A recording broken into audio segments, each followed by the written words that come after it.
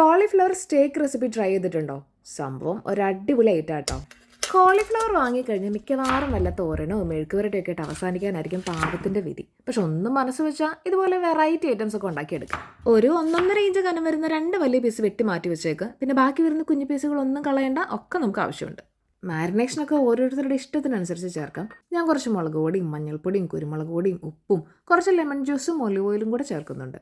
മസാലയൊക്കെ തേച്ച് ഒരു 10-15 മിനിറ്റ് കഴിയുമ്പോൾ ഒന്നെങ്കിൽ എയർ ഫ്രൈ ചെയ്തെടുക്കാം, അല്ലെങ്കിൽ പാൻ ഫ്രൈ ചെയ്തെടുക്കാം. രണ്ടാണെങ്കിലും അടിപൊളി ടേസ്റ്റാണ്. ഇനി ഒരു ക്രീമി ബേസ് ഉണ്ടാക്കിയെടുക്കണം. ആ ബാക്കി വന്ന കോളിഫ്ലവറും കുറച്ച് ബോയിൽഡ് ചിക്ക് പീസും റോസ്റ്റഡ് ഗാർലിക്കും അല്പം ഒലിവ് ഓയിലും ഉപ്പും ലെമൺ ജ്യൂസും പിന്നെ കുറച്ച് തഹിനിയും കൂടെ ചേർത്ത് നല്ല സ്മൂത്തായിട്ട് ബ്ലെൻഡ് ചെയ്തെടുക്കണം. വേണമെങ്കിൽ ഇതിനെ കോളിഫ്ലവർ ഹുമ്മസ് എന്നൊക്കെ വിളിക്കാം. ഇനി ഇതെല്ലാം കൂടെ നല്ല ബ്യൂട്ടിഫുൾ ആയിട്ടൊന്ന് അറേഞ്ച് ചെയ്തെടുക്കണം. ആദ്യം കുറച്ച് ഹുമ്മസ്, അതിൻ്റെ മുകളിൽ നമ്മുടെ കോളിഫ്ലവർ സ്റ്റേക്ക്, പിന്നെ ഒരു ഇച്ചിരി ചില്ലി ഓയിലും യോഗട്ടും കൂടി ഡ്രിസിൽ ചെയ്താണ്ടല്ലോ, സംഭവം പിന്നെ വേറെ ലെവലാണ്. കഴിക്കുമ്പോൾ ഇച്ചിരി നാരങ്ങയൊക്കെ പിഴിഞ്ഞ് ആ ചില്ലി ഓയിലും ഒരു പീസ് കോളിഫ്ലവറും ഇച്ചിരി ഹുമ്മൂസും എല്ലാം കൂടെ വരുന്നൊരു ബൈറ്റം കിടക്കണം. ഇത് കാണാൻ മാത്രമല്ല കേട്ടോ, കഴിക്കാനും നല്ല അടിപൊളി ഐറ്റമാണ്. അപ്പം എല്ലാവരും ഒന്ന് ട്രൈ ചെയ്ത് നോക്ക്.